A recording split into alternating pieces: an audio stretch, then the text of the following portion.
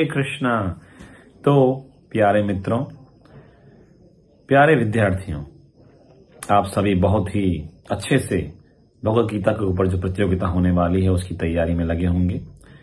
तो आइए हम आपको आज अध्याय 4, जिसका शीर्षक है सकारात्मक दृष्टिकोण, उसके विषय में कुछ बताते हैं। लेकिन उसके पहले हम भगवान को प्रार्थना करेंगे, क्योंकि भगवान को प्रार्थना अर्पित करने से हमें भगवान की कृपा मिलती है और हमें हमारे निर्दिष्ट कार्य को करने के लिए शक्ति मिलती है।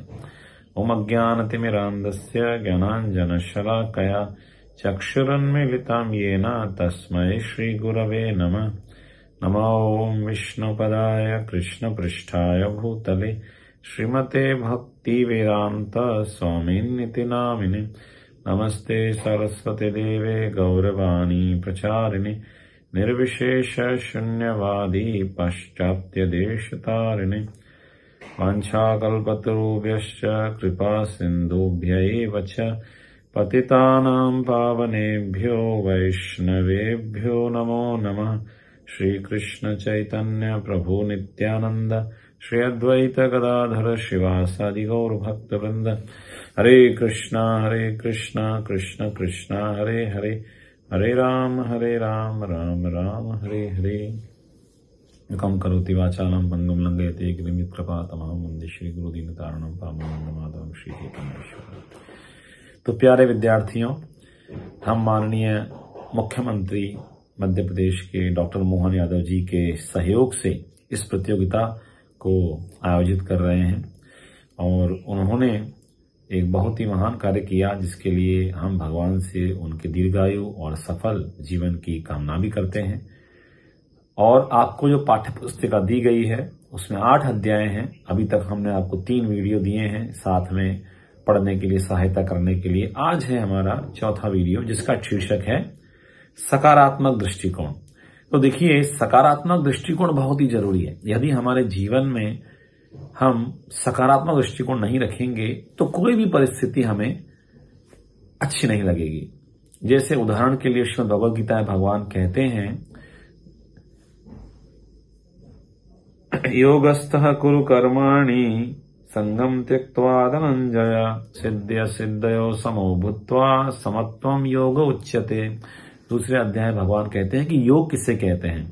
योग का अर्थ है सिद्धि असिद्धयो समो भूत्वा, यानी कि जब सफलता है सिद्धि या असिद्धयो जब असफलता है, तो दोनों में जब हम समान भाव रख के अपने कर्तव्य को करते रहते हैं, उसे कहा जाता है योग। तो देखिए, इस संसार में 2 प्रकार के लोग हैं, एक है आशावादी और एक है निराशावादी। उदाहरण के लिए ये देखिए, ये ग्लास है। आशावादी व्यक्ति क्या सोचेगा कि ये ग्लास आधा भरा है। निराशावादी व्यक्ति क्या सोचेगा, अरे ये तो आधा खाली है। तो इसी प्रकार से हम देखते हैं कि जीवन की हर परिस्थिति में हम चुनौतियों में अवसर ढूंढ सकते हैं, या फिर निराशावादी व्यक्ति अवसरों में चुनौतियां ढूंढता है। तो हमें क्या बनना है, ये हमको विचार करना है अपने अंतर्मन में झांक के, और निश्चित रूप से हम कैसे निराशा से आशा की ओर आगे बढ़ें, ये हम आपको आज बताने वाले हैं। सबसे पहली जो बात है वो ये है कि कठिनाइयों से हमको भागना नहीं चाहिए। एक एग्जाम्पल देता हूं आपको। शुतुरमुर्ग का नाम आपने सुना होगा। शुतुरमुर्ग एक पक्षी है, और जब शेर उसके पीछे आता है तो शुतुरमुर्ग भागता जाता है, और जब देखता है कि अब मेरा बचना संभव है, तब वो अपना सिर एक गड्ढे में डाल देता है, गड्ढा खोद के, और उसमें छिपा के सोचता है कि अब मैं बच गया। लेकिन क्या ऐसा होगा? ऐसा नहीं होगा। उसी प्रकार से खरगोश भी जब शेर के सामने आता है तो अपनी आंखें बंद कर लेता है और सोचता है कि शेर चला गया। लेकिन दोनों का ही क्या होने वाला है? बंटाधार होने वाला है। उसी प्रकार से कई लोग जीवन में असफलताओं से घबरा के वो गलत तरीकों का सहारा लेते हैं, जैसे कि अपराध, जैसे कि नशीली दवाइयों का सेवन, जैसे कि बुरी संगति। इसके कारण क्या होता है, उनका पूरा जीवन ही नष्ट हो जाता है। तो फिर समाधान क्या है? जब कठिनाइयां आए, हम देखते हैं कि अर्जुन के सामने कितनी बड़ी कठिनाई आई। कृष्ण भगवद गीता में जब अर्जुन को उपदेश देते हैं, तब अर्जुन तैयार होता है और अपनों को युद्ध में जो है विजयी होता है। देखिए कितनी बड़ी कठिनाई है कि अपनों को मारना है, कि हमारे सामने ऐसी कठिनाई है, शायद कभी आएगी भी नहीं। तो अर्जुन क्यों सफल हुआ? क्योंकि उसने भगवान कृष्ण के उपदेशों का सहारा लिया और साथ में सकारात्मक दृष्टिकोण को भी अपनाया। तो इस प्रकार से जब हम सकारात्मक दृष्टिकोण को अपनाते हैं और साथ में भगवान की परम इच्छा, भगवान की कृपा पर निर्भर रहते हैं, तब हम जरूर सफल हो पाते हैं। एक मैं आपको उदाहरण देता हूं। इंग्लिश में एक कहावत है, God helps those who help themselves. Yes, भगवान उन्हीं की मदद करते हैं जो अपनी मदद स्वयं करते हैं। जैसे एक चिड़िया थी, चिड़िया हम जानते हैं गोरैया, तो वो उसके अंडे जो है समुद्र में गिर गए। तो चिड़िया ने समुद्र से कहा कि समुद्र भैया हमारे अंडे लौटा दीजिए। समुद्र ने कहा कि नहीं लौटाएंगे। तो चिड़िया ने कहा कि अगर आप अंडे नहीं लौटाएंगे तो मैं पूरा समुद्र सुखा दूंगी। तो चिड़िया की बात सुन के समुद्र क्या करेगा? जिस तरह आप सोच रहे होंगे, समुद्र भी हंस रहा था। तब चिड़िया, इस समुद्र सुखाना इज नॉट अ जोक। तो चिड़िया क्या करने लगी, एक एक बूंद पानी लेके अपनी चोंच में मिट्रेत पे डालने लगी और समुद्र हंस रहा था। आह। लेकिन चिड़िया का ये प्रयास देख के भगवान विष्णु के वाहन, कौन? गरुड़ जी, उनको दया आ गई। वो वहां से आए और उन्होंने कहा, समुद्र अगर अंडे नहीं लौटाओगे तो मैं समुद्र सुखा दूंगा। तब समुद्र ने अंडे लौटा दिए। तो देखिए, God helps those who help themselves. तो भगवान किसी न किसी योजना को लेके बैठे हैं हमारे लिए। जब कोई कठिनाई आती है तो यदि हम भगवान की वाणी का सहारा लेंगे, भगवान के ऊपर आश्रित होकर अपना पूरा प्रयास करेंगे, तो निश्चित रूप से सफलता हमारी ही होगी। इसलिए भगवान भगवद गीता में दूसरे अध्याय के 41वें श्लोक में कहते हैं, व्यवसायात्मिका बुद्धि एक इह कुरु नंदन बहुशाखा ही अनंताश्च बुद्धयो अव्यवसायिना। व्यवसायात्मिका बुद्धि मतलब फोकस्ड इंटेलिजेंस। हे अर्जुन, जो बुद्धि योग यानी कि भक्ति योग में लगे हैं, वो उनकी जो बुद्धि है वो एक लक्ष्य की ओर केंद्रित होती है। लेकिन जो व्यक्ति अपने लक्ष्य में दृढ़ नहीं है, वो क्या है, बहुशाखा। जैसे पेड़ की बहुत सारी शाखाएं होती है ना, वो बहुत सारी दिशाओं में लगे रहेंगे। जैसे आजकल की युवा पीढ़ी का हाल देखिए, वो कहाँ लगे हैं? मोबाइल में लगे हैं, है ना। उनको लगता है कि 2 GB डेटा खत्म करना हमारा जन्मसिद्ध अधिकार है। लेकिन क्या ऐसा है क्या? देखिए, डेटा फ्री है लेकिन बेटा तो फ्री नहीं है, या बेटी तो फ्री नहीं है। उनको बहुत सारे काम है, पढ़ाई करनी है, अपना करियर बनाना है, माता पिता की सेवा करनी है, देश की सेवा करनी है, समाज की सेवा करनी है। तो इसलिए आप सभी विद्यार्थी हैं, आप सभी के लिए बहुत आवश्यक है कि अध्ययन के साथ साथ चरित्र निर्माण भी आप करें। जब चरित्र अंदर से निर्मित होगा तो बाहर अपने आप प्रकट होगा। और इसीलिए ये प्रतियोगिता का आयोजन किया गया है, ताकि भगवद गीता की शिक्षाओं के आधार पर आप अपने जीवन को सफल करें। इसके कई उदाहरण हम देखते हैं कि जिन्होंने भगवान की इच्छा पर आश्रित होकर अपना पूरा प्रयास किया, भगवान ने उन्हें कितनी सफलता प्रदान की।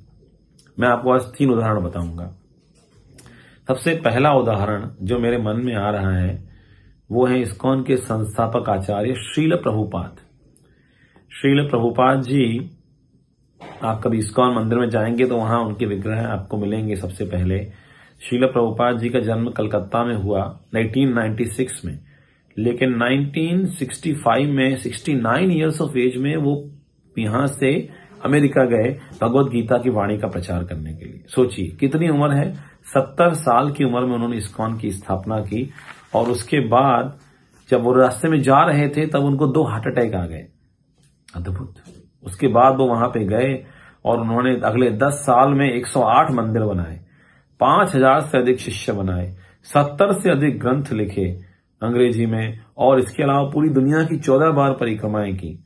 और वो बहुत ही कम घंटे सोते थे, दिन भर पत्र लिखते थे, लोगों से मिलते थे, प्रचार करते थे, पुस्तकों का अनुवाद करते थे, इतना कुछ करते थे।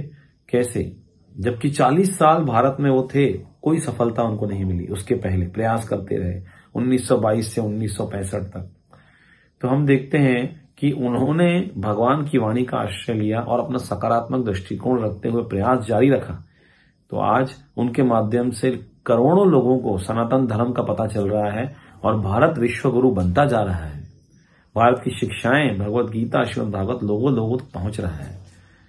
तो इस प्रकार से हम देखते हैं कि भगवान किस तरह हम अगर प्रयास करेंगे तो जरूर अपनी कृपा भगवान देते हैं। दूसरा उदाहरण छत्रपति शिवाजी का। छत्रपति शिवाजी का जन्म 1630 में शिवनेरी जिले में हुआ था, शिवनेरी किले में, और उनकी मां का नाम था जीजाबाई, और उन्होंने 16 साल की उम्र में अपना पहला किला जीता। वे भारत में फारसी की जगह संस्कृत और मराठी को उन्होंने स्थापित किया। मराठा साम्राज्य के संस्थापक थे शिवाजी महाराज जी, और साथ ही हमेशा महिलाओं के अधिकारों की सुरक्षा और धार्मिक सहिष्णुता के प्रगतिशील विचार उनके अंदर झलकते थे, जिससे कि पूरा भारत एक हो, ऐसे विचार उनके अंदर थे।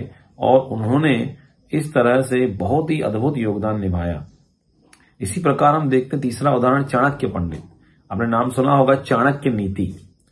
चाणक्य नीति जो है बहुत प्रसिद्ध है। तो चाणक्य पंडित बहुत पहले हुए, ईसा पूर्व हुए, 350 ईसा पूर्व लगभग कहा जाता है, और उन्होंने मौर्य समाज की स्थापना में, मौर्य साम्राज्य, चंद्रगुप्त मौर्य को, नंद वंश को उखाड़ फेंकने और भारत को एकीकृत करने का जो विशाल प्रयास है, उसके लिए महत्वपूर्ण भूमिका निभाई चाणक्य ने। उन्होंने चंद्रगुप्त मौर्य को इस तरह से उत्थान कराया अपनी शिक्षाओं के द्वारा, अर्थशास्त्र के द्वारा, राजनीतिक दृष्टिकोण के द्वारा, आध्यात्मिक दृष्टिकोण के द्वारा।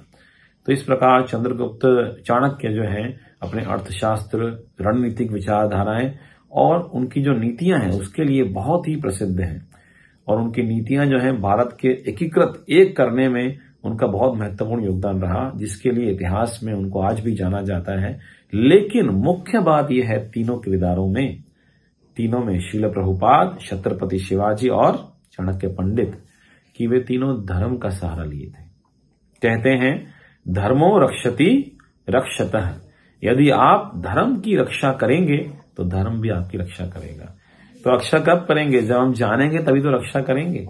इसलिए ही ये प्रयास मध्य प्रदेश शासन के द्वारा किया जा रहा है, और इस्कॉन उज्जैन इसमें अपनी सहभागिता निभाते हुए बहुत गौरवान्वित अनुभव कर रहा है कि सारे सनातन धर्म का जो आधार है श्रीमद् भगवत गीता, भगवान के द्वारा गाया हुआ एक अद्भुत गीत, उसको हम 40 लाख विद्यार्थियों तक पहुंचाने का प्रयास कर रहे हैं। तो इसके लिए हम सभी विद्यार्थियों से ये निवेदन करेंगे कि अच्छे से परीक्षा की तैयारी करें। ये परीक्षा ही नहीं, आपके चरित्र निर्माण दिशा में एक महत्वपूर्ण कदम है, और आप सकारात्मक दृष्टिकोण रखते हुए भगवान की शिक्षाओं को अपनाएं, अपने जीवन में एक प्रामाणिक गुरु को अपनाएं, जिससे कि कोई भी समस्या में आप सफल हो पाएंगे। हरे कृष्ण।